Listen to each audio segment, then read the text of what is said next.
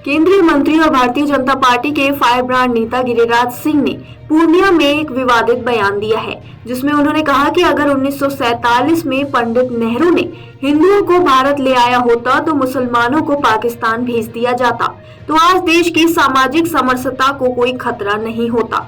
उन्होंने यह भी कहा कि बांग्लादेश और पाकिस्तान के हिंदू शुरुआत से प्रतिकार करना सीख लिए होते तो देश की स्थिति ऐसी नहीं होती।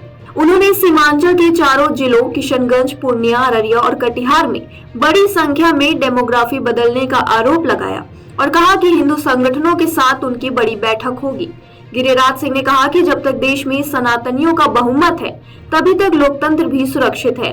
उन्होंने यह भी कहा कि असम के मुख्यमंत्री हेमंत बिस्वा शर्मा ने कहा, देश में हमारा अस्तित्व खतरे में है और हिंदुओं की आबादी गिर गई है।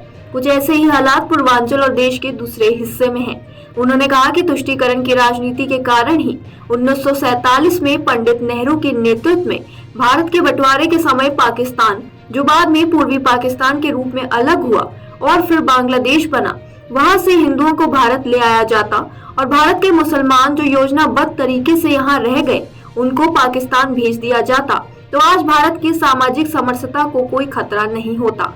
गिरिराज सिंह ने कहा कि 1926 में शुद्धि आंदोलन के कारण हिंदू स्वामी की हत्या मुसलमानों ने की थी और गांधी के हत्यारे को अपना भाई कहा था।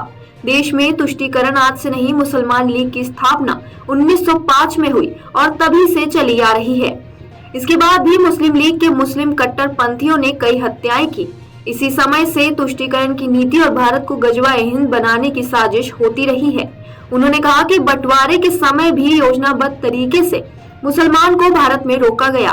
भारत में अब नारा लगता है, लड़ के लिया पाकिस्तान, हंस के लेंगे हिंदुस्तान। जहां इनकी आबादी 10% से ऊपर जाती है, सामाजिक हालात बिगड़ने लगते हैं। बांग्लादेश के हिंदू पाकिस्तान के हिंदू शुरुआत से ही प्रतिकार करना सीख लिए होते तो आज यह हालात नहीं बनते। गिरिराज सिंह के इस बयान पर आपकी क्या राय है, हमें कमेंट सेक्शन में जरूर बताएं।